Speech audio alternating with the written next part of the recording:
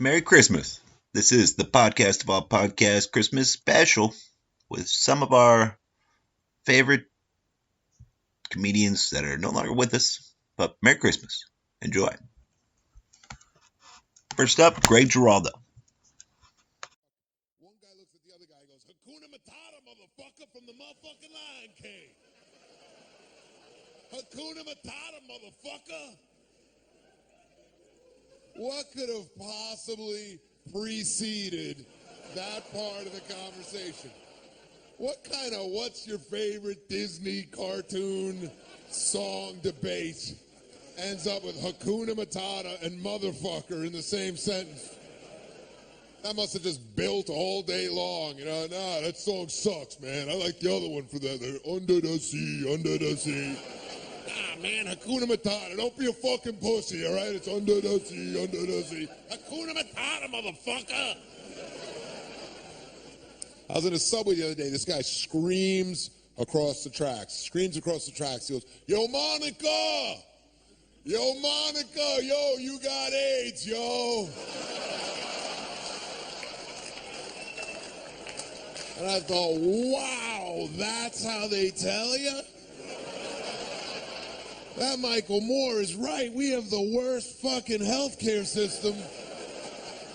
Up in Canada, they call you up probably, right? Maybe an email or something. They don't just hire a Puerto Rican kid to scream across the tracks.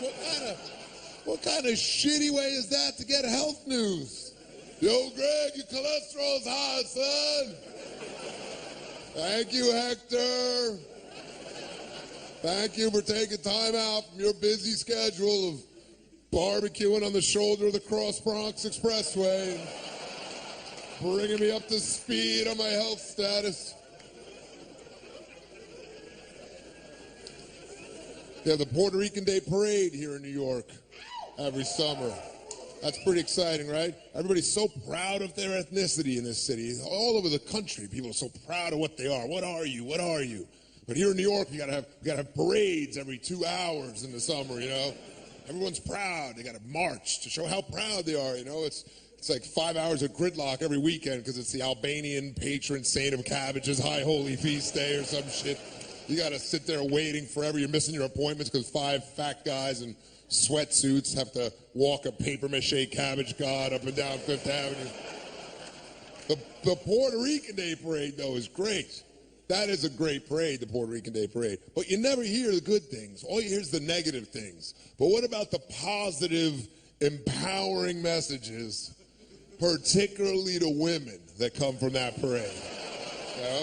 Like you're never too fat to wear a tube top. I think that's a message that has to be heard. You always hear that girls feel bad about their bodies because they have to compare themselves to these anorexic actresses and everything. But there seem to be girls out there in that parade that don't, they seem immune to that shit. I don't know. They're like, my shit looks good. My shit looks good, And even if they're 300 pounds, they don't have to rule out the denim micro mini skirt. They hop on the back of their boyfriend's ninja motorcycle with their ass all hoisted up in the air. Thong is sticking out. It's not even one thong. It's like 3 thongs all knotted together.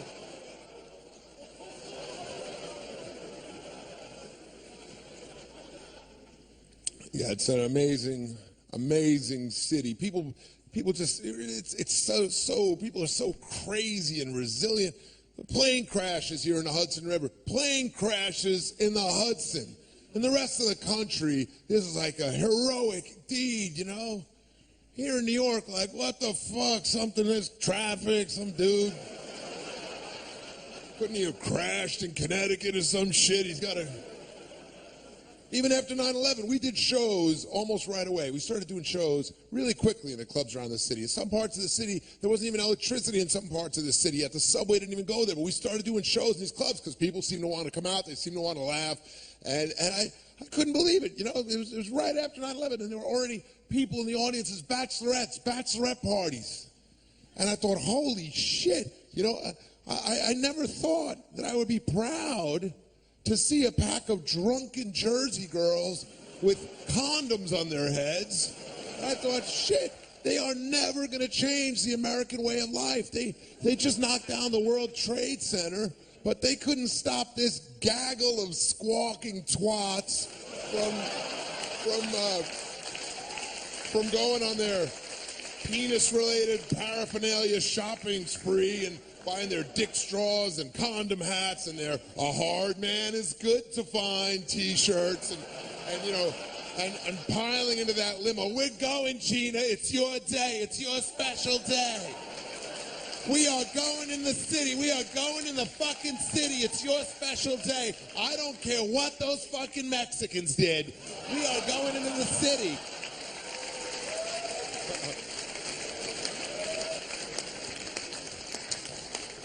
You know, when I travel around a lot, and sometimes I can't tell the different kinds of sense of humor. When people are too nice, I don't know if they're fucking with me or if they know me from the roasts and they're trying to roast me. I was checking into a hotel recently, and the girl behind the counter says, "We need to get you in a handicap room."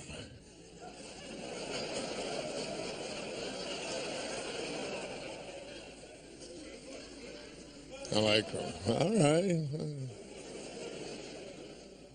Zinger.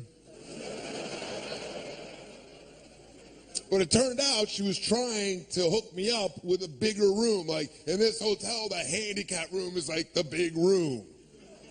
That's how you know you're staying at some quality places. When the handicap room is their version of the presidential suite, you know. Your room is ready, sir.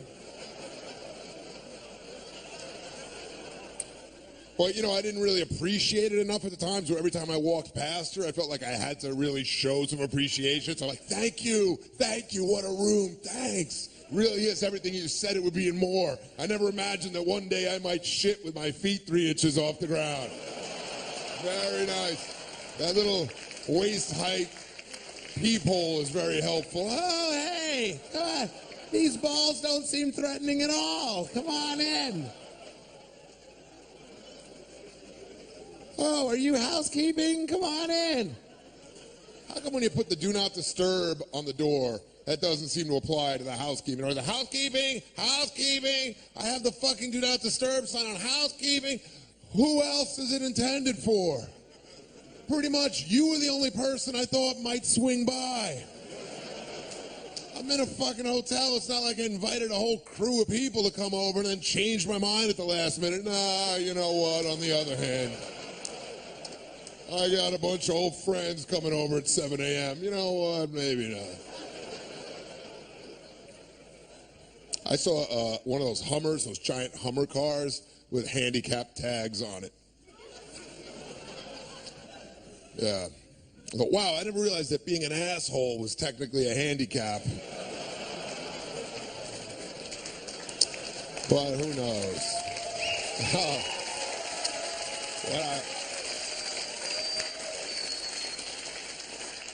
When I was in the handicap room, I actually slipped and almost fell in the handicap shower. How ironic would that have been? To become handicapped while staying in a handicap room?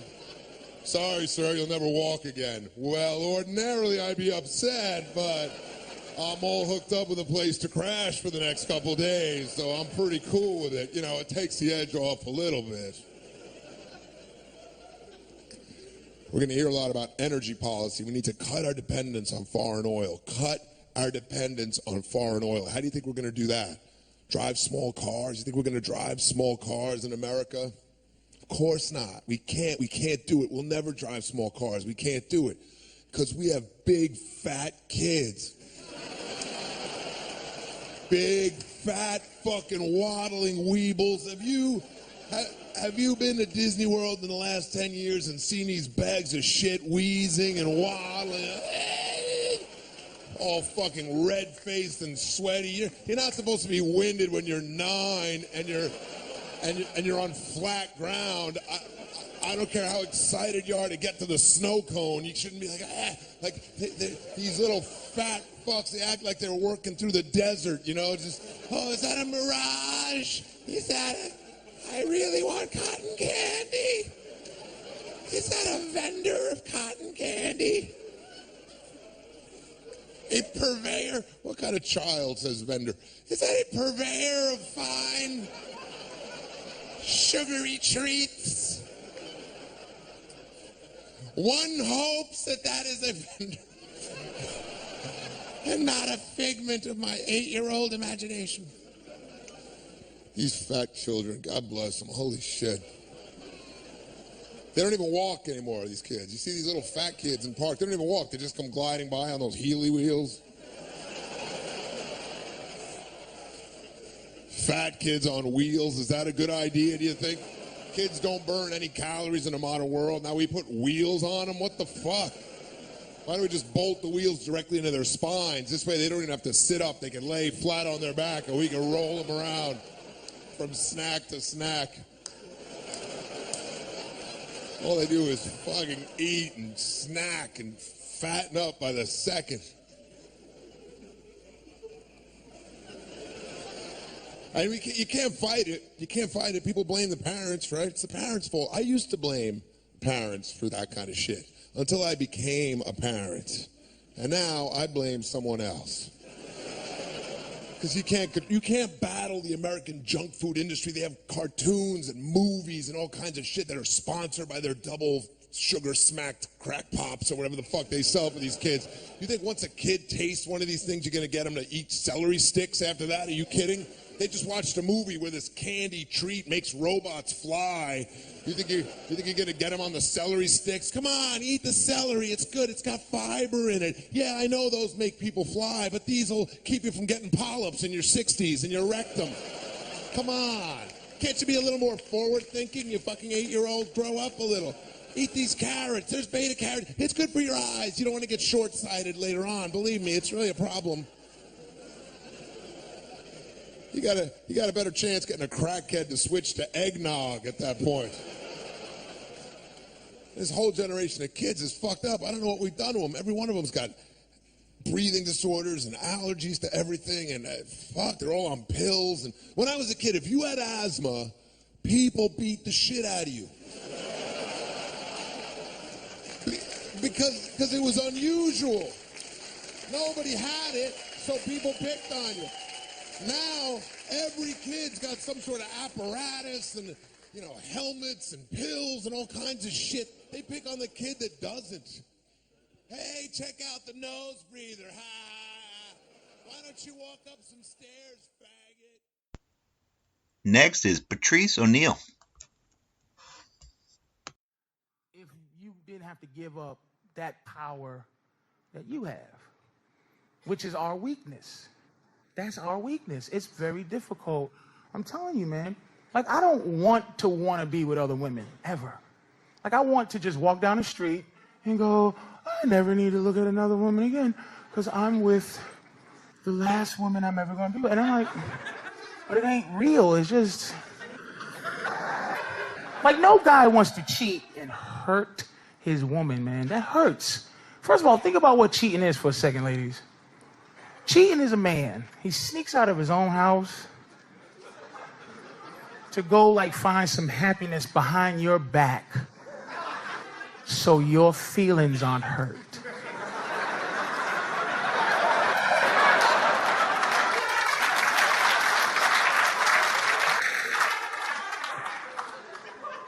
Cheating is for you. It's not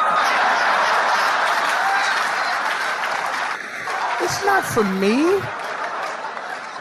We don't want to hurt you. If you give a lie detector test to a man and a woman and ask them the same questions, man, we would pass them both up to a point where it's like, hey, ask a woman, you love your man, you love your family, you love your home, you love what you built? Yep. All right. You see Brad Pitt or Denzel Washington or whatever standing there, would you risk everything you built with your man just to sleep with him? And women, look, they'll go, nah, I wouldn't. And they'll pass the test. They'll be like, they look good, but I wouldn't. Ask guys the same thing, boom, love your woman, the kids, the house. Yeah. You see that girl passed out behind the dumpster?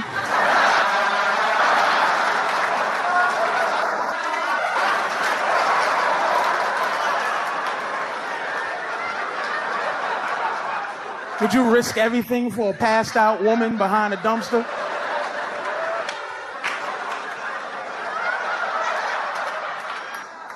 I don't want to, but look at her with garbage on. She looks so cute with garbage on. You ever discuss threesomes, gorgeous? You never had a threesome discussion with your man after 10 years? Like, just even talk to him about it. Just to talk. Like, because it'll make him, wouldn't just a nice threesome talk make you feel like, oh man, just cool that she lets me get a little bit of that evil out, right?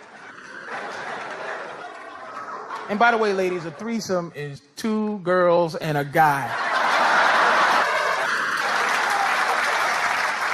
The girls be thinking, what about 2 guys and a girl is a train? That is me and him. I don't even know him.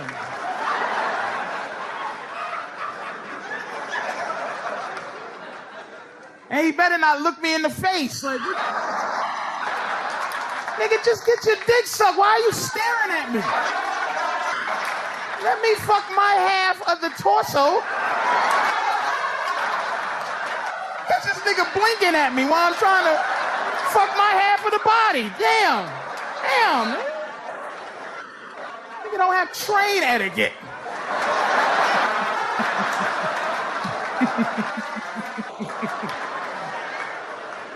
You don't understand that, right?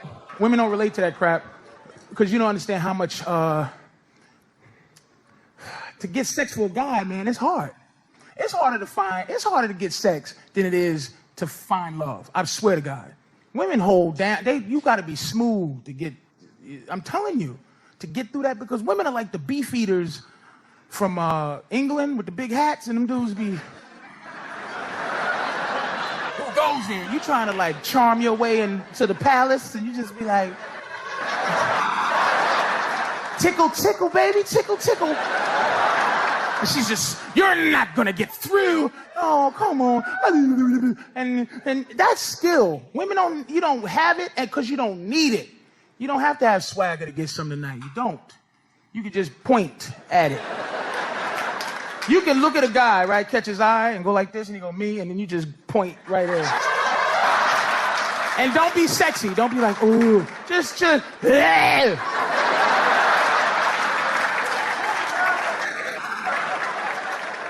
he'll look around for a minute to make sure it ain't a trick, like.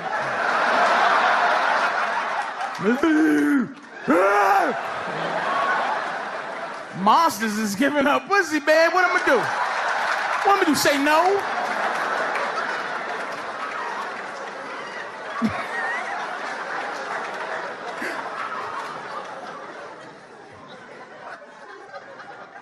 We're like, I'm trying to like make it so women just like understand a little bit of like just to sympathize. It's like we're like sport fishermen. This is what I'm saying. That's what men are. I mean, being with one woman, I mean, for real, ladies, if you just said thank you to your man for being faithful, you just go, thank you, man. Thank you for fighting. He'd be like, damn. And if he told his friends that you thanked him for fighting hard and not cheating, his friends would be like, what? What? Like, they would look at you like you was amazing. It's simple. Men like to fish. And sport fishing is different from catching fish for food. You just get it, you catch it, and you show your friends.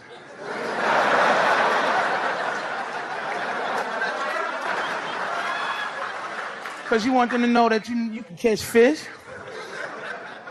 You take a couple of pictures so you can show people the fish that you have the ability to catch. And then you release it back into the water. But a lot of women in here, you have boyfriends or husbands, you were fish that jump back on the boat and just was like flapping, looking at me like, hi, I was wondering if you're gonna be fishing here again next week. Like,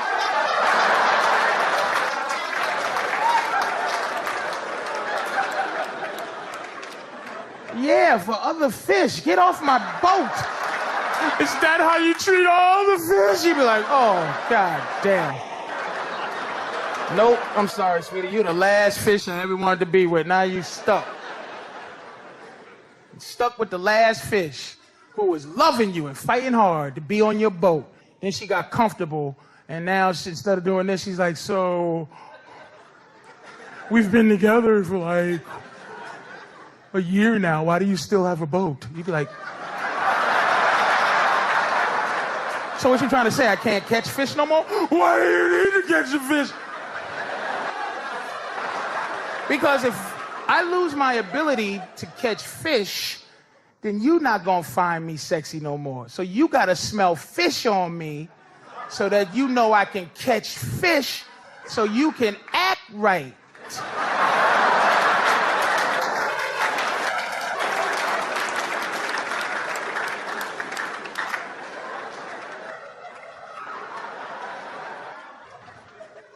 That's like, guys, you meet your girl, she was a hoe. Like, had whole, like, she big old booty and this and that. You got to let her do that. Don't start trying to frump her up and get her fat and get her foul. Because that's why you like her. I don't want no woman that no other guy's trying to fuck. I don't want a woman that I can send to the store at 2 in the morning. Because nobody's going to try to rape her. Like, I go get some bread at 3 in the morning. Hey, cut through the alley, bitch, because...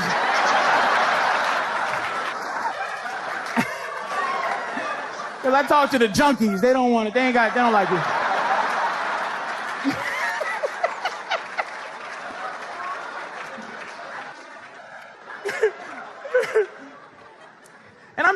And to be fair to women, you know, look, God has been very cruel to you. Being a woman as a creature, I think it's just unfair. I wouldn't want to be a woman. It's just, I mean, like your period, like I look at that and see what my woman go through every month. Like if my nose bled every month, I think I would kill myself. I would be like, oh my God, man. You gotta stick something in your nose with a string hanging out. Gotta take that out, every 7 seconds or whatever. And 5 days before your nose bleed, you know it's gonna bleed, but you don't know when. So you just sitting there like, when is my nose going to start bleeding? Oh my God. And then if your nose don't bleed when it's supposed to, you're like, oh my God. My nose is supposed to be bleeding by now. I'm gonna go to the hospital if it's not bleeding soon.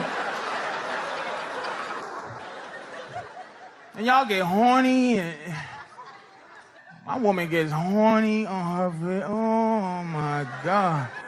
And I ain't down with that. And I see her face, like if I would do it one time, it probably would change her life. Like she would be just so grateful, but I just can't. She's like, come on, just lay a towel or something down. And I was gonna do it one time, and then I Googled the whole cycle.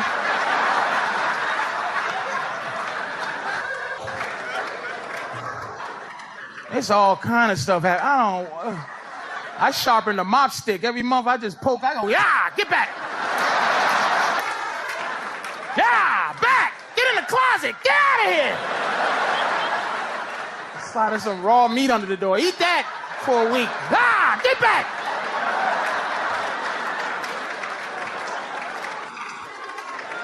It's shocking.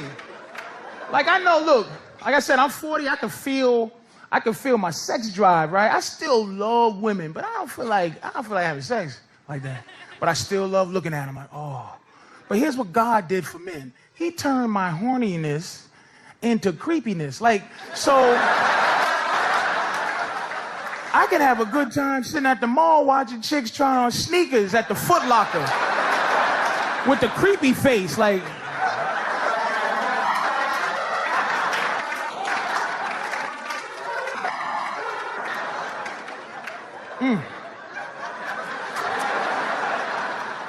I'm good for the day. But women, you don't get creepy. You get hornier as you get older. It's weird. You want to do all your sexing between the ages of 30 and 50. That's when you want it. But here's how sad things are. The value of vagina is only good from 18 to 29.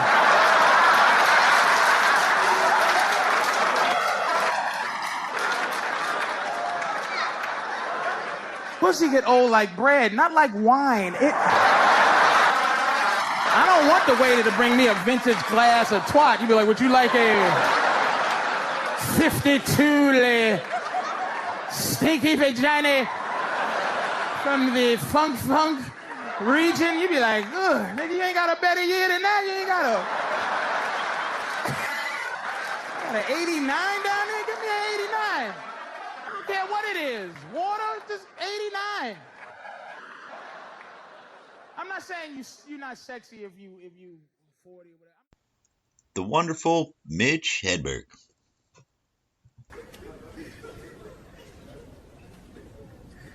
I had a roommate, his name was Eddie, and Eddie was slow on the mental draw. I was writing a letter, I had a problem. I said, Ed, how do you abbreviate Arkansas? He said, I don't know. Just start spelling it, then quit.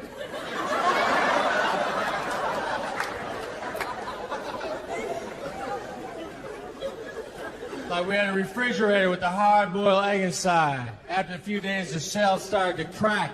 Eddie's first comment was, man, this guy is a survivor.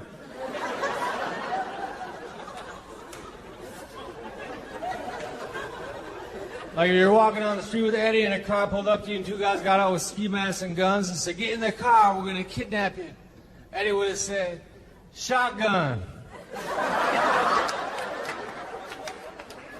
I'd have been in the back seat with the other kidnapper. He called it.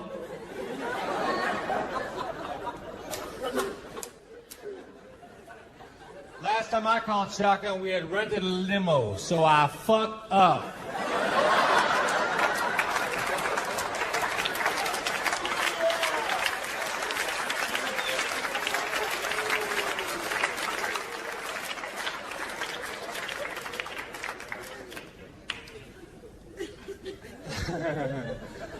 I'm just trying to be likable up here now.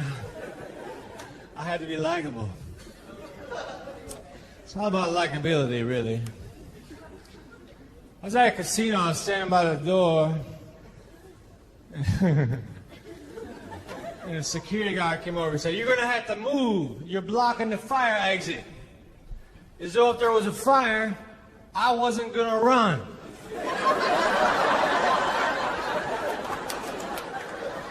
If you're flammable and have legs, you are never blocking a fire exit.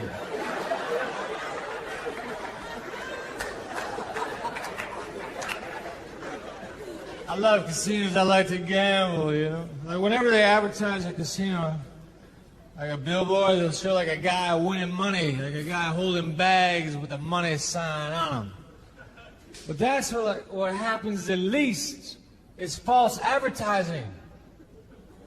Perhaps when they advertise a hamburger, they should show a guy choking. This is what happened once.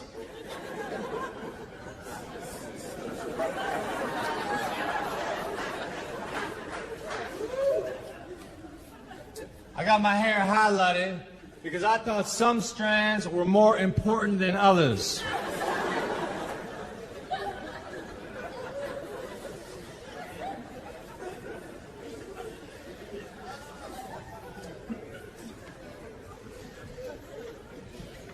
I hate turkeys.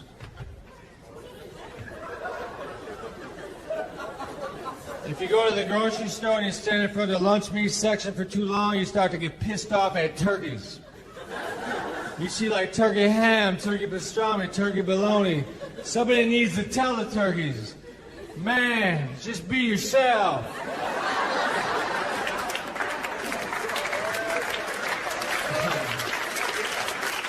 I already like you, little brother. You do not need to emulate the other animals. You got your own thing going.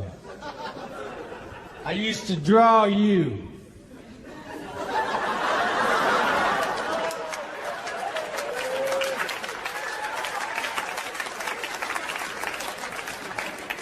know, if you had a couple of fingers missing, you would draw a screwed up turkey.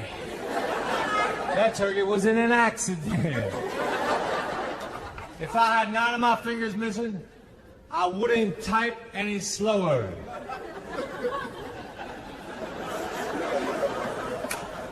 I type 101 words a minute, but it's in my own language.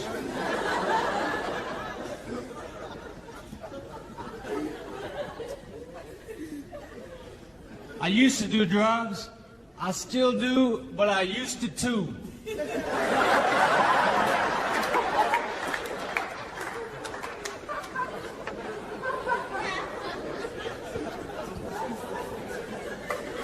About once every 3 years, I think about buying a yo-yo. I'll be at the store and I'll come upon the yo-yo section, and I'll fantasize about mastering it to the point where it becomes a reference as to who I am. Do you know Mitch Hedberg? Is he that guy who kicks ass on the yo-yo? Yes, I do. He is cool.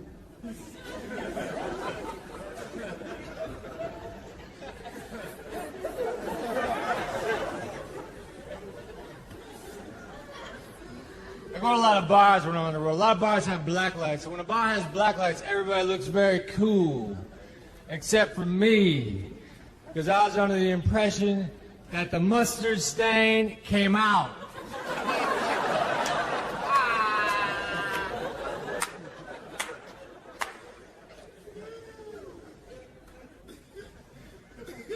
When I'm off stage, I don't talk very much. I'm pretty quiet, right? And I hang around people who just talk non-stop. That's all they do is they talk, talk, talk. I can't get a word in edgewise. And when I do, I usually say something like, hey, man, you want some taffy?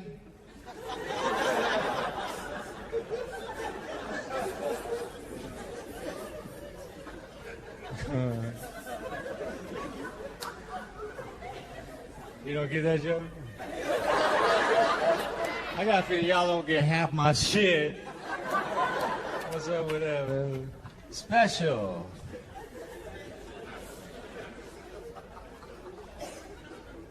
It's all right, though. I'm just trying to roll with it.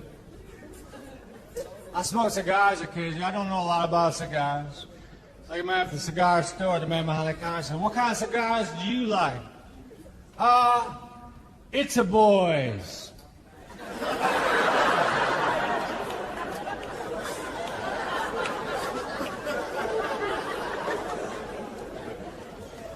I was at a bar, I was minding my own business, no one was talking to me because I just did a show.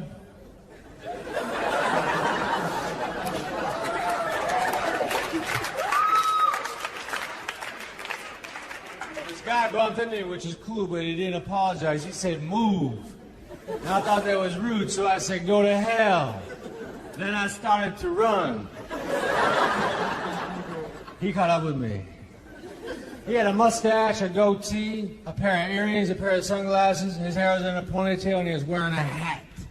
He said, hey, you got a lot of nerve. I said, hey, you got a lot of cranium accessories.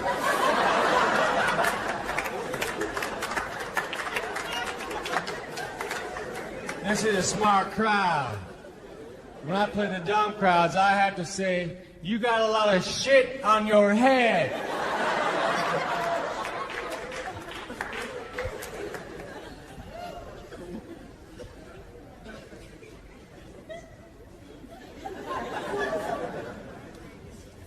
I'm gonna get a little personal towards the last part of the scene.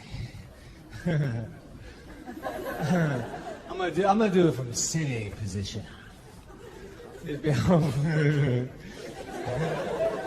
Hedberg sitting on the stage. Personal, you know. People flipping around the channels and say, what the hell? What's Hedberg doing just sitting down telling jokes?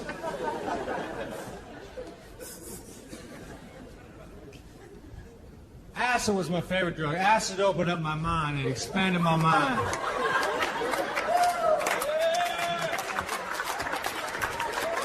Because of acid, I now know that butter is way better than margarine. I saw through the bullshit.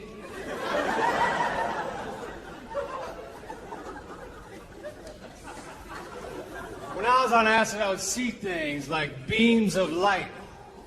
And I would hear sounds that sounded an awful lot like car horns.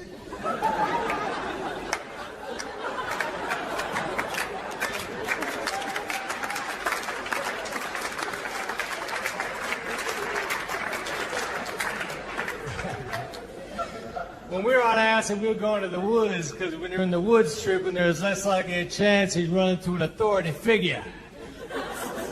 But we ran into a bear. That was even more of a buzzkill. My friend Dwayne was standing there raising his right hand, swearing to help prevent forest fires.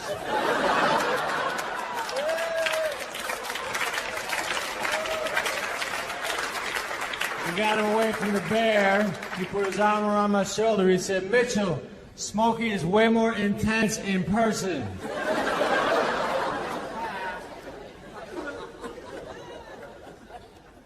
I went to England to tell jokes, and I wanted to do my Smoking the Bear joke in England. So I had to ask The powerful Bill Hicks. I like the way it tastes. And, keep coming back, man. Keep coming. You're in the right place. I'm not proud of this moment, all right? It happened, I moved on. You know what I mean, though? We need a new enemy, because we're so miserable in our own lives, we got to keep pointing fingers and blaming. Drugs, yeah, drugs are the enemy. Ooh, what were we thinking? People forget about drugs, man. People forget. People think drugs don't do anything good for us. How many people here believe drugs don't do anything good for us? Someone must. Chicken shit. Yeah, I know, because now they got a beer. I know. If you believe drugs don't do anything good for us, do me this favor, will you? Go home tonight, take all your albums and tapes, okay, and burn them. Because you know what? The musicians who made all that great music, real fucking high on drugs. Shit, the Beatles were so high, they let Ringo sing a couple of tunes. Tell me they weren't partying. We all live in a yellow submarine. We all live... You know how fucking high they were when they wrote that song? They had to pry Ringo off the ceiling with a rake to record that, man. Get Ringo, John. He's got a great tune. Pull him down to the mic. John, get Ringo. He's got a great song about we all live in a yellow tambourine or something. I don't know. Fuck, John, get off the seat. Oh, fuck, just bring the mics up here. We'll sing from up in the clouds. They were real high. Great music. They were high. Drugs had a positive effect. Shall I walk you through it again?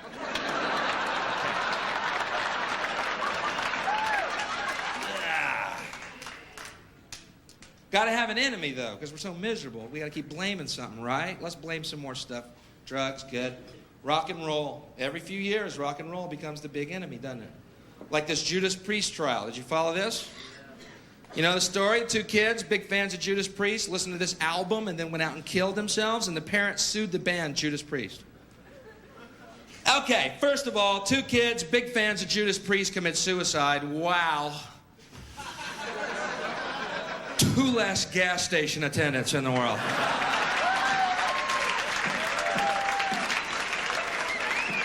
I don't want to sound cold or anything, but we didn't lose a cancer cure here. And hey, most stations are self-service now anyway, so we saved them a long, troublesome job search.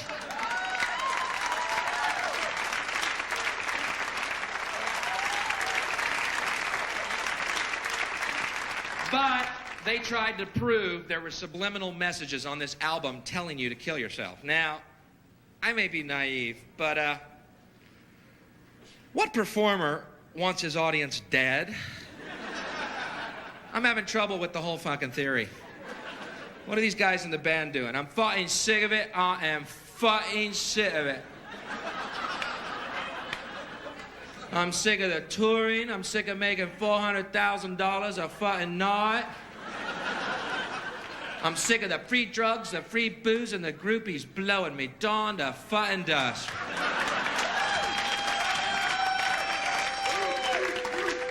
I'm in a rut and I want out.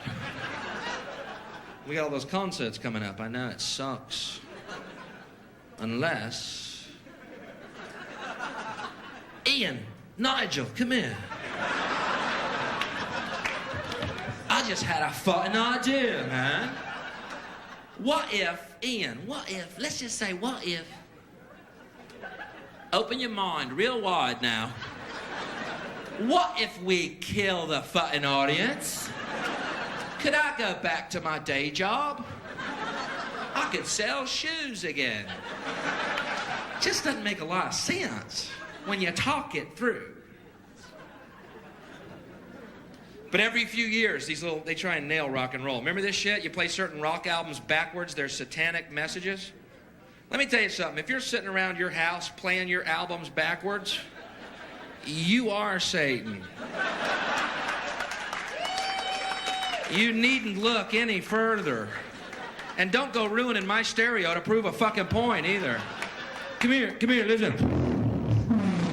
Can you hear that? Listen. Hey, cut it out. That's brand new, man. What the fuck are you doing? No, shut up. Listen real close. Can you hear that? It's crystal clear. Satan is Lord. Satan is Lord. It's like he's in the room. Oh my God, you're Satan.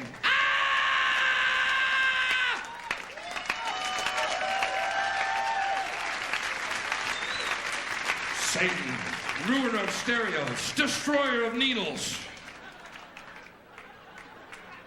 Because, listen, I got an idea. It's time to make a bold admission, all right? Because for the last 10 years, we've seen the rise of conservatives and fundamentalists and other forms of fascist, okay? Who try and tell us what to believe and what to think. I got a bold admission if you're one of those people. You ready for it? They say rock and roll's the devil's music. Well, let's say that we know for a fact rock and roll is the devil's music, and we know that it is for sure, okay? At least he fucking jams. If it's a choice between eternal hell and good tunes or eternal heaven and New Kids on the fucking Block,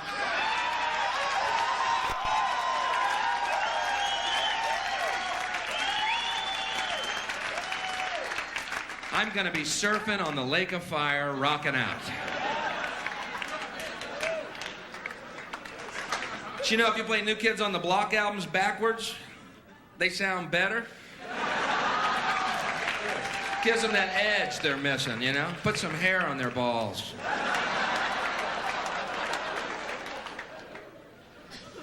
But we gotta have an enemy. Rock, drugs, we're so miserable. What's the enemy? Got it. Pornography. That's it. Yeah. Tremor through the room. Problem with pornography basically is this. No one knows what it is. Other than that, we got a real good grasp on the situation. We know it's bad, we just can't figure out what the fuck it is. Supreme Court says pornography is any act that has no artistic merit and causes sexual thoughts. That's their definition. No artistic merit causes sexual thoughts. Sounds like almost every commercial on TV to me.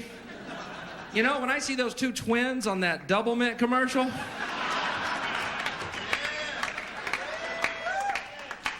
I'm almost embarrassed to tell you this. I ain't thinking about gum. Double your pleasure, double that fun. Yeah, honey, where's the Wrigley's? I feel like chewing on something. Every commercial. Here's a commercial they'd like to do. If they could, they'd do it. Here is the ultimate television commercial, and we might see it one day yet. Here's the woman's face. Beautiful. Camera pulls back, naked breast. Camera pulls back, she's totally naked. Legs apart, 2 fingers right here. And it just says, drink Coke.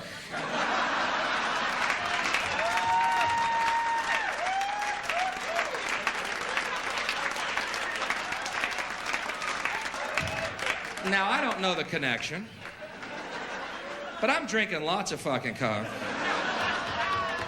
Snickers.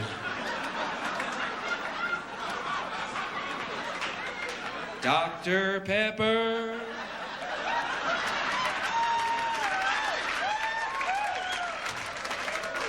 No, I don't know the connection. Yes, I'm buying these fucking products.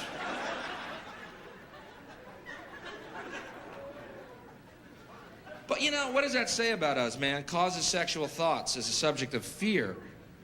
Causes sexual thoughts. Yeah, so? And what? When did sex become a bad thing? Did I miss a meeting? Playboy, pornography causes sexual thought. Penthouse, pornography causes sexual thought. You know what causes sexual thoughts? When it's all said and done, let's cut to the chase. I'm tired of the debate, okay? I'll clear it up for you right fucking now. Here's what causes sexual thoughts. Having a dick.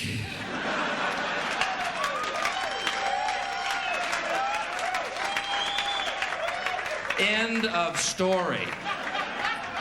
I can speak for every guy here tonight, and okay, I will. In the course of our day, anything can cause a sexual fucking thought. You can be on a train and it's rocking kind of nice. Pants are a little tight. Oh my God, I got a Woody. I got a Woody on the L train. What are we gonna do, ban public transportation? I find it ironic that people who are against sexual thoughts are generally these fundamentalist Christians who also believe you should be fruitful and multiply. Seems like they would support sexual thoughts, you know? Perhaps even a centerfold in the Bible. Miss Deuteronomy. Turnoffs, floods, locusts, smokers.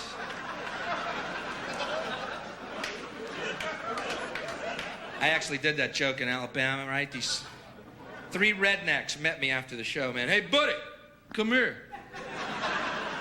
Hey, Mr. Comedian, come here. Hey, buddy, we're Christians. We don't like what you said. I said, then forgive me.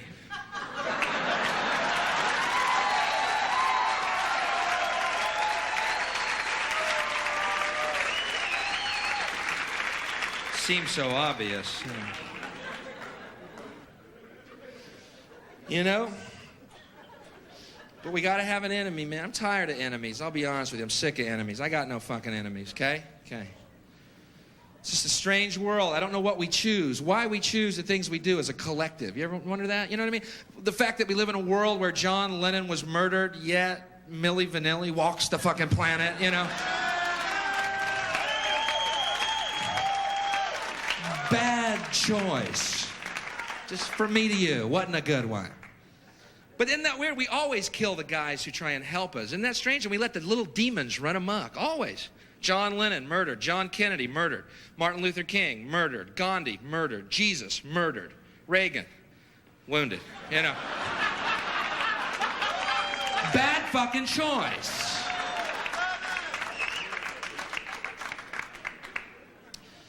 But even though that's the case, where we live in a world where good men are murdered and little demons run amok, I'm sorry, I still believe in us. And in fact, I had a vision of a way we could have no enemies ever again, if you're interested in this. Anybody interested in hearing this? It's kind of an interesting theory, and all we have to do is make one decisive act, and we can rid the world of all our enemies at once. Here's what we do. You know all that money we spend on nuclear weapons and defense every year? Trillions of dollars. Instead, if we spent that money feeding and clothing the poor of the world, which it would pay for many times over, not one human being excluded, not one, we could as one race explore outer space together in peace forever. Thank you very much. You're great.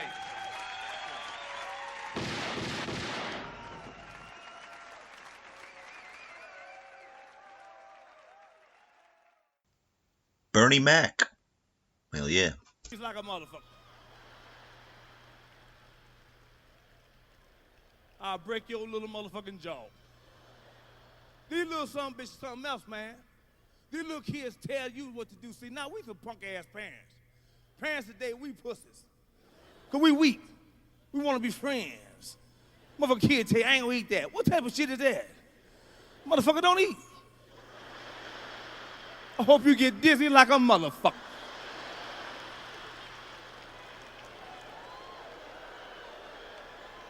My little niece gonna tell me I'm going on a hunger strike. Bitch, go ahead on, don't eat shit. I hope when you walk, you just fall the fuck out. Just fall.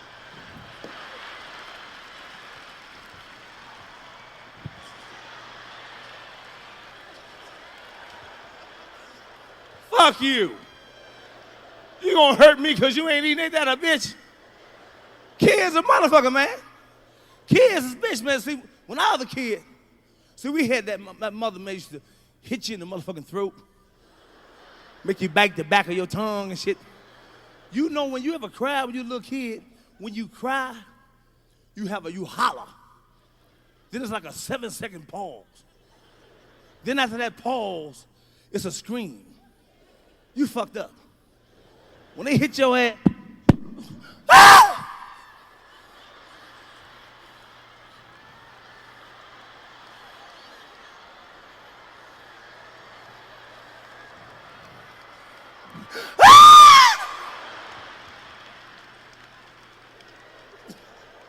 You hurt like a motherfucker. That's how parents used to fuck you up. My mother, my mother, but see, parents back then too, they was fucked up too. They had some fucked up old psychological ass ways, the old fashioned southern ass shit they used to say to you. My mother and them used to fuck over us. Cause they tell my brother and them stupid shit. Go outside and find me something to whip your ass with. And no stupid son of a bitch be all outside looking. I was little, I said, look at this dumb motherfucker. I was about 3-4 years old. I said to myself, I wish my mom would tell me some stupid shit like that. That's when I started cussing. 4 years old. I was about this goddamn tall. My mom said, go outside and find me a switch to whip your ass. You hear what I said? I said, I heard what the fuck you said. My brother said, don't say that, baby. Man, fuck what she talking about. I'm not going out to find a motherfucking thing. She gonna whoop me, want me to do, you do your own goddamn labor.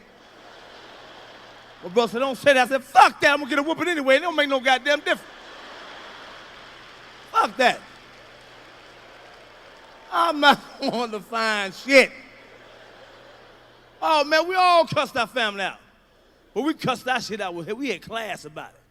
When your mom said, take the garbage out. Man, fuck. Fuck. Then she look at you. Pum, pum, pum, pum. Bow. Chop. Bow. Yeah, don't lose the beat, motherfucker. Take that garbage out. Oh, they was a bitch. Parents was a bitch back then because they told you stupid shit. They scared the fuck out you. See, now today everybody politically correct. Can't touch a kid, talk to the kid, negotiate. Fuck that. Man, mom and dad used to tell you shit 9 o'clock. My mother used to scare the fuck out you with shit like, when your daddy come home, I'm gonna have him beat your ass. Now go on outside and play. How the fuck you gonna play in a goddamn condition? I be in center field, the ball go past. Catch the ball, Mac. Man, fuck that goddamn ball. I'm gonna get a whooping at 5 o'clock. I can't concentrate, man. Damn that goddamn ball. This some serious shit here. Man, my mama told me that shit at 8:30 in the morning. Man, my whole day was discombobulated. I was so disgusted I didn't know what the fuck to do. Man, 9 o'clock, 10 o'clock, 11 o'clock. I started crying at 1 o'clock. I said, man, somebody call this motherfucker. I called my father at the job. He said, hello. I said, man, when you coming home, man? Come get this shit over with. This ain't nothing but some stress. And when you nervous, see, kids don't cry no more. You try to be strong. You know you're gonna get a whooping. You try to be strong. You strong until somebody mention that shit. Then tears just come out by a motherfucking self. You be standing there cool, strong.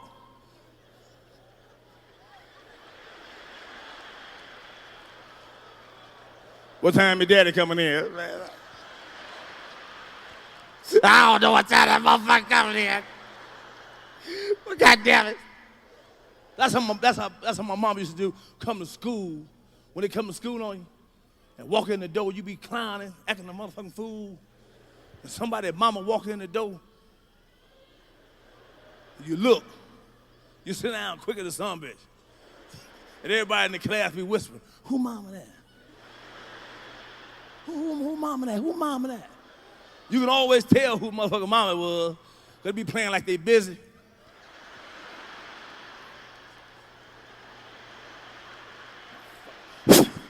Oh, that's your motherfucking mama. That's your mama.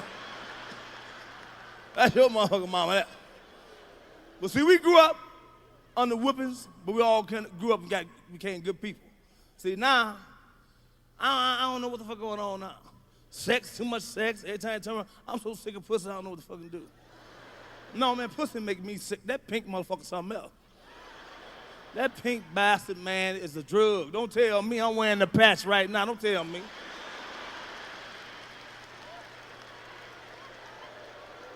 I'm telling you like it is. Man, pussy, no. See, a grown man, grown woman get together. Say you want some. I say, I'll give you some. You bust a nut. I bust a nut. How the fuck I gotta pay your rent after that goddamn shit? I ain't never seen a pussy with a meat on it. That shit fucks me up there, man. This shit is unfucking believable, man. Pay my bill, telephone bill, light bill. I'm not paying a motherfucking thing. Now, I wish I would get blackmailed. Can't nobody blackmail me. See, that's why I don't fuck around. Cause I don't want no pussy. Can't blackmail me. I'm gonna tell your wife. I'll tell my motherfucking wife. Before I let another motherfucker tell my goddamn wife. Burn, I tell your wife, motherfucker, I tell her myself, I'll go home. Wake up.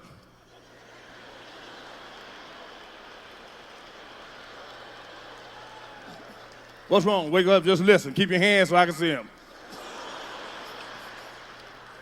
Oh man, sex is a bitch, man. Sex so goddamn funny, man. We all trip out on it. But the funny thing about sex, man, see, I'm a comedian. You know, I be laughing. I ain't laughing at you. I'm laughing at shit you be saying. You know, ooh, God damn it. I ain't never heard this motherfucker talk like this. This motherfucker Christian. Give me that dick in the name of the Lord. Give me that dick. I said, her daddy can hear her now. I went with a woman, man, a long time ago. See, you know, when you do shit fucked up, man, you don't care back in the day. Now you mature now. But I had this woman, man, she wasn't that attractive, you know. But she was good people. She was good people.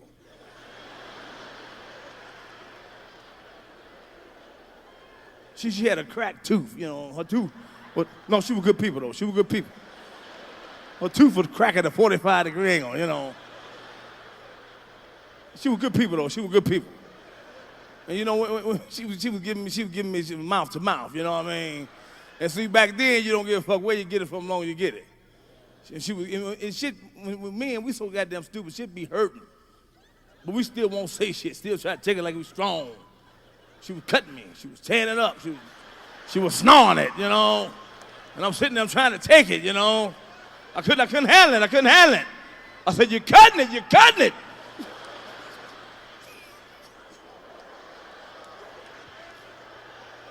She was good people.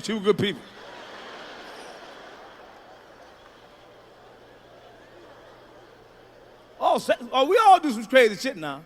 You ever pass gas while you making love? You a goddamn liar. You're a lying son of a bitch. We all hear them pass gas making love, especially men. You ain't said shit. You ever had a woman just break wind when you get in from the back, she just fall, just. You don't say nothing, you just keep on pumping, just keep on.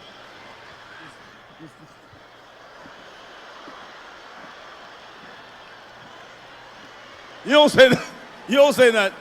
When you get in your car, you talk about her ass like a dog. Don't... See you later, Bernie. All right, you stinking ass bitch. Farted all on my dick and shit.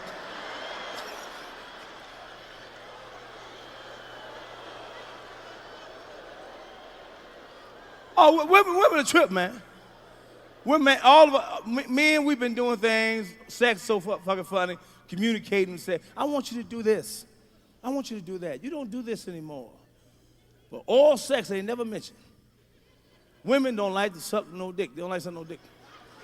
I got a problem with that. This 2000, y'all got to come on with the program. You got to come on. Men been eating pussy for years. No problem. But every time we ask y'all for head, you know, y'all get attitude. You know, why don't you come over here and do a little bit?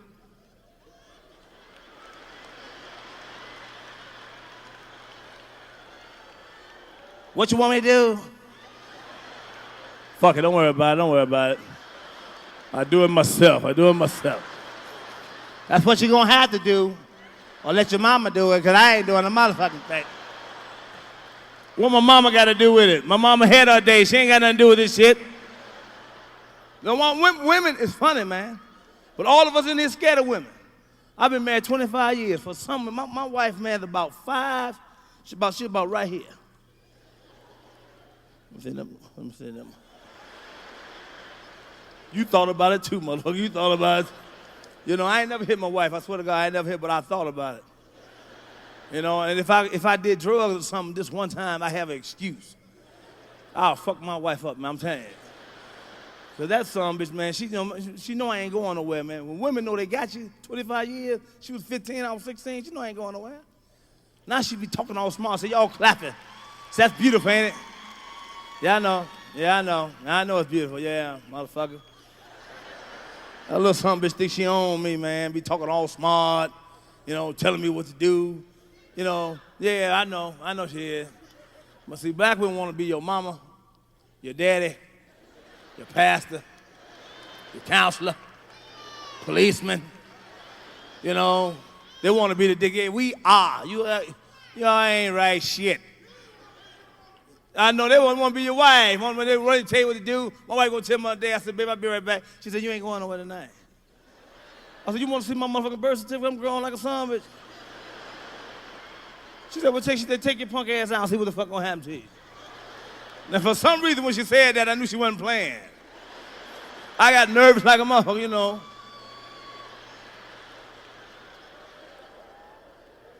But I couldn't let her get the last word out there. I said, look outside, I'll be right back. She said, Mac, I done told you, you went out Monday, you played pool Tuesday, you went hunting Wednesday and Thursday. You ain't going no motherfucking way tonight. I said, let me tell you something.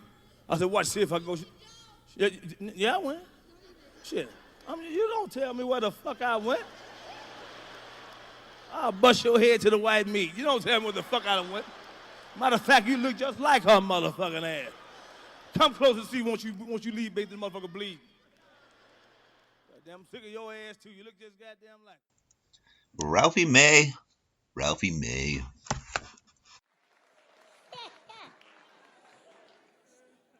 Something that's been bugging me is I've seen it a lot around here, and it's a real popular thing now, is the hipster movement, where young dudes are getting all hipstered out.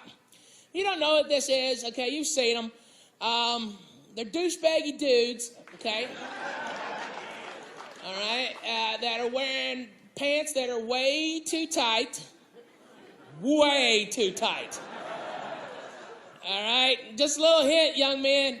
Start buying pants in the men's section, okay? Try that out first.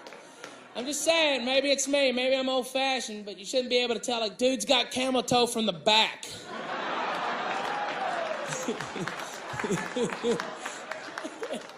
Hey, bro, I saw your nuts. Yeah. From behind. Yikes. I know, it's stupid. Yeah. I know, and I was always some dude in tight pants mad at me. Fuck you, fat guy. I look good. All right, don't listen to me. I hope you get a yeast infection. How you like that? I hope you get a yeast infection. Yeah.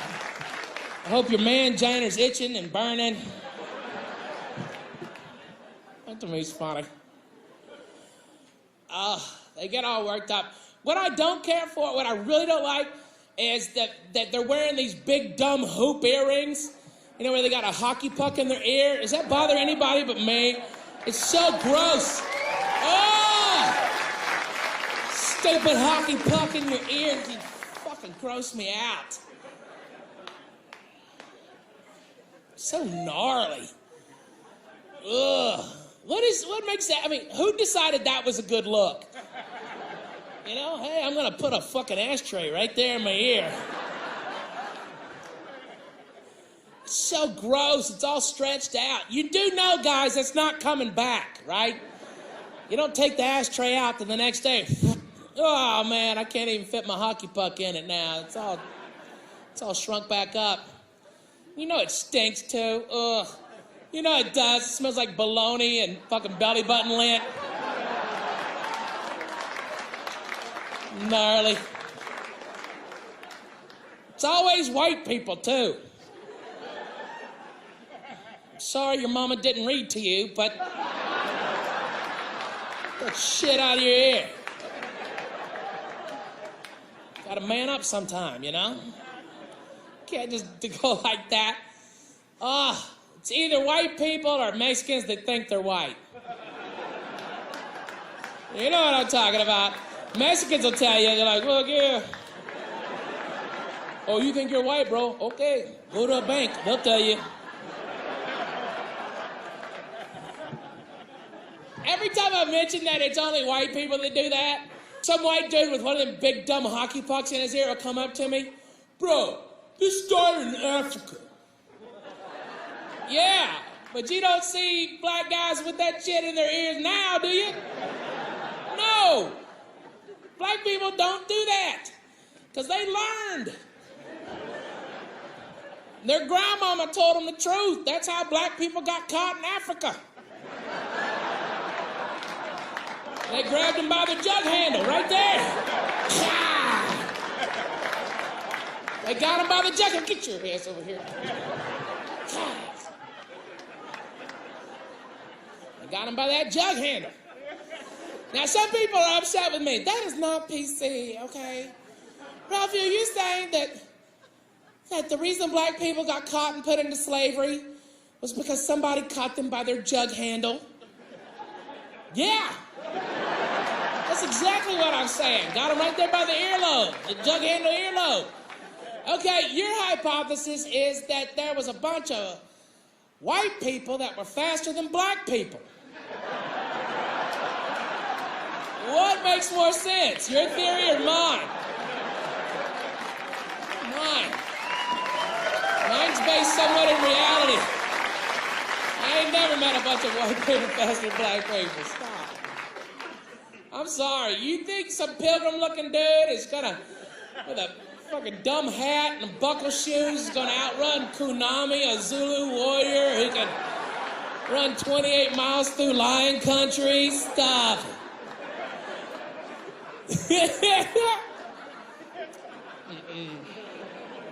That is not happening, Jack. You will not catch Kunami.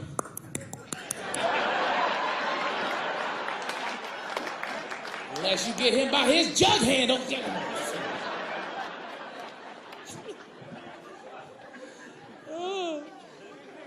If you're a woman and you're banging a dude with that big dumb hoop earring shit, you get what you get, bitch. You get what you get. Dummy. Look what that guy did to himself. He did that shit to himself. He maimed himself. That guy's gonna have no regard for what he's about to do to you. That dude is going right in your butt, girls. Right in your little pooper. Minimal lube. Minimal lube. Right there. Yeah. Minimal lube. You can't go right in the butt. Everybody knows that. It's like laying down a butt and running to third. You can't do that. Where the hell you going, retard? Go to first base. Jesus Christ.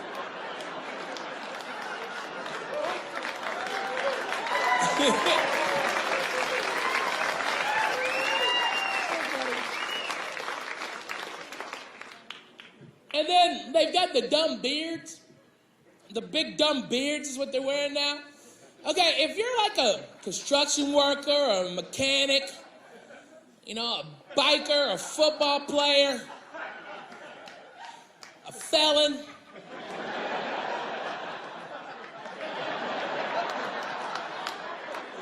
Then you get a beard, okay? You get a beard. If the worst thing you've ever gone through is having to sleep outside a Best Buy for 2 nights while you wait on Call of Duty Black Ops, you don't get a beard. I'm sorry. I'm calling bullshit. You do not get a beard. Guys with beards, when I see young men with beards, I think to myself, there's a guy who hadn't had a woman on his face in forever.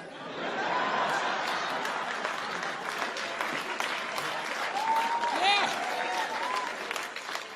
No, I'm wrong. You're right, guys. Chicks always love a big loofah to grind their jainer down.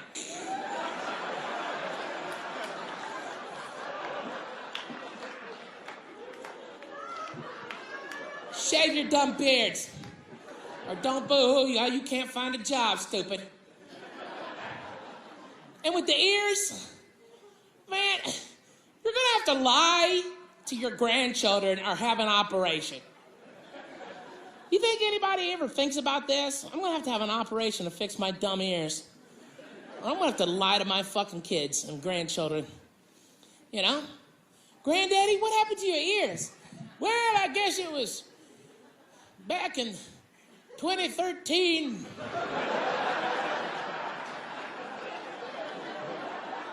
I was living in Silver Lake, a hip, cool part of Los Angeles. I just gotten off work at the Starbucks. I was wearing my best tight jeans, a cute little set of burgundy capris.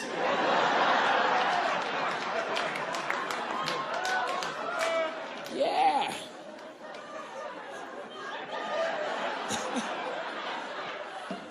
I was on my way to a Mumford & Sons concert.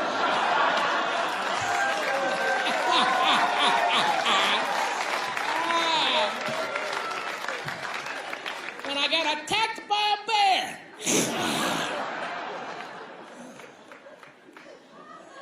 Lie to your kids, grandchildren. So funny. Last year was a tough year for me as a comedian, you know.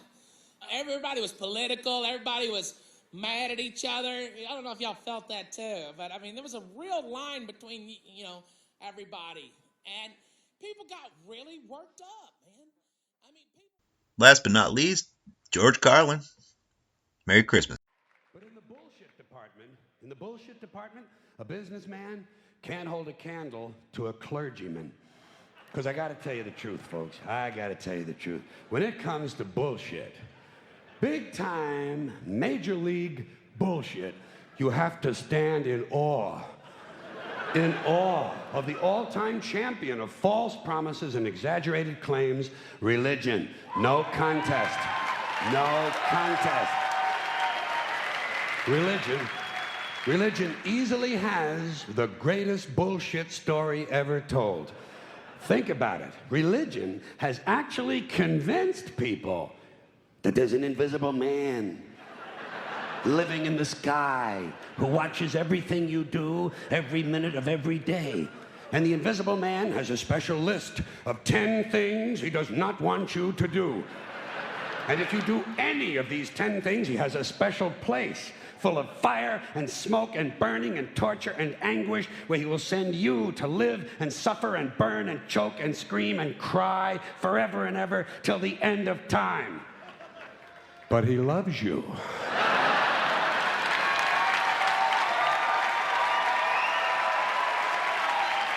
He loves you. He loves you and he needs money. He always needs money. He's all powerful, all perfect, all knowing, and all wise. Somehow, just can't handle money. Religion takes in billions of dollars. They pay no taxes, and they always need a little more. Now, you talk about a good bullshit story. Holy shit.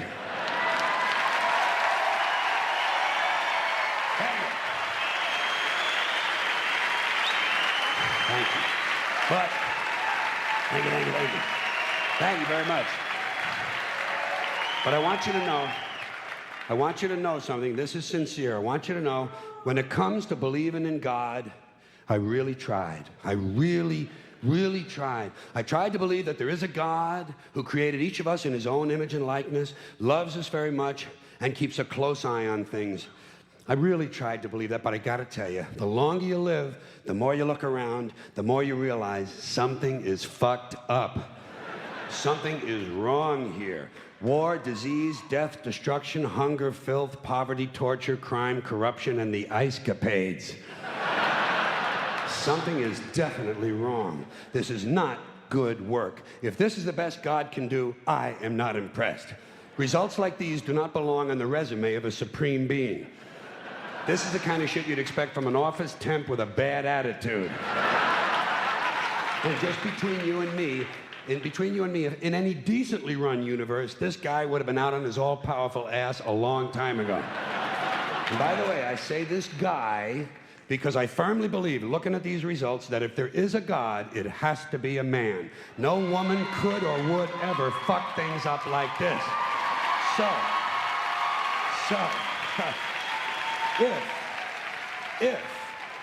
If there is a God, if there is, I think most reasonable people might agree that he's at least incompetent and maybe, just maybe, doesn't give a shit. Doesn't give a shit, which I admire in a person and which would explain a lot of these bad results. So rather than be just another mindless religious robot, mindlessly and aimlessly and blindly believing that all of this is in the hands of some spooky, incompetent father figure who doesn't give a shit, I decided to look around for something else to worship, something I could really count on. And immediately, I thought of the sun. Happened like that. Overnight, I became a sun worshiper. Well, not overnight. You can't see the sun at night. But first thing the next morning, I became a sun worshiper. Several reasons. First of all, I can see the sun. Okay? Yeah. Unlike some other gods I could mention, I can actually see the sun. I'm big on that. If I can see something, I don't know, kind of helps the credibility along, you know? So every day I can see the sun as it gives me everything I need: heat, light, food, flowers in the park, reflections on the lake, an occasional skin cancer, but hey, at least there are no crucifixions, and we're not setting people on fire simply because they don't agree with us. Sun worship is fairly simple. There's no mystery, no miracles, no pageantry, no one asks for money, there are no songs to learn, and we don't have a special building where we all gather once a week to compare clothing. And the best thing about the sun, it never tells me I'm unworthy. Doesn't tell me I'm a bad person who needs to be saved. Hadn't said an unkind word. Treats me fine. So I worship the sun. But I don't pray to the sun. Know why? I wouldn't presume on our friendship. It's not polite. I've often thought people treat God rather rudely, don't you? Asking trillions and trillions of prayers every day, asking and pleading and begging for favors. Do this, give me that, I need a new car, I want a better job. And most of this praying takes place on Sunday, his day off. It's not nice, and it's no way to treat a friend. But people do pray, and they pray for a lot of different things. You know, your sister needs an operation on her crotch.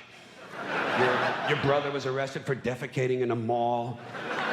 But most of all, you'd really like to fuck that hot little redhead down at the convenience store. You know, the one with the eye patch and the club foot, huh? Can you pray for that? I think you'd have to. And I say, fine, pray for anything you want. Pray for anything. But what about the divine plan? Remember that? The divine plan. Long time ago, God made a divine plan. Gave it a lot of thought, decided it was a good plan, put it into practice. And for billions and billions of years, the divine plan has been doing just fine. Now you come along and pray for something. Well, suppose the thing you want isn't in God's divine plan. What do you want him to do? Change his plan? Just for you? Doesn't it seem a little arrogant? It's a divine plan. What's the use of being God if every rundown schmuck with a $2 prayer book can come along and fuck up your plan? And here's something else, another problem you might have. Suppose your prayers aren't answered. What do you say? Well, it's God's will. Thy will be done. Fine. But if it's God's will and he's going to do what he wants to anyway, why the fuck bother praying in the first place? Seems like a big waste of time to me. Couldn't you just skip the praying part and go right to his will? It's all very confusing.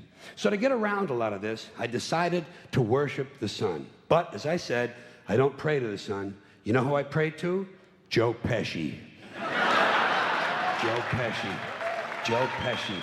2 reasons. First of all, I think he's a good actor, okay?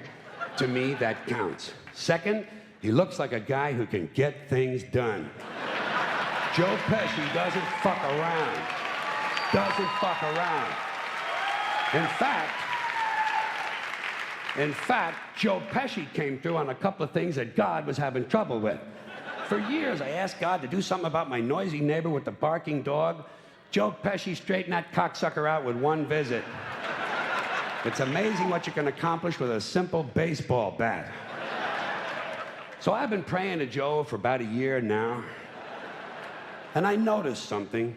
I noticed that all the prayers I used to offer to God and all the prayers I now offer to Joe Pesci are being answered at about the same 50% rate. Half the time I get what I want, half the time I don't. Same as God, 50-50. Same as the 4-leaf clover and the horseshoe, the wishing well and the rabbit's foot. Same as the mojo man. Same as the voodoo lady who tells you your fortune by squeezing the goat's testicles. It's all the same, 50-50. So just pick your superstition, sit back, make a wish, and enjoy yourself. And for those of you who look to the Bible for moral lessons and literary qualities, I might suggest a couple of other stories for you. You might want to look at the 3 Little Pigs. That's a good one. Has a nice, happy ending. I'm sure you'll like that. Then there's Little Red Riding Hood, although it does have that X-rated part where the big bad wolf actually eats the grandmother, which I didn't care for, by the way. And finally, I've always drawn a great deal of moral comfort from Humpty Dumpty. The part I like the best, all the king's horses and all the king's men couldn't put Humpty Dumpty back together again. That's because there is no Humpty Dumpty and there is no God. None, not one, no God, never was. In fact, I'm gonna put it this way. If there is a God, may he strike this audience dead. See, nothing happened. Nothing happened. Everybody's okay. All right? Tell you what. I'll raise the stakes. I'll raise the stakes a little bit. If there is a God, may he strike me dead. See? Nothing happened. Oh, wait. Got a little cramp in my leg. And my balls hurt. Plus, I'm blind. Oh, now I'm okay again. Must have been Joe Pesci, huh? God bless Joe Pesci. Thank you all very much. Joe bless you. Thank you very much. I appreciate it. The FCC unappointed... That was the Podcast of All Podcasts Christmas special. I hope you're enjoying your holidays. I'll put more podcasts up this Sunday. Regular ones.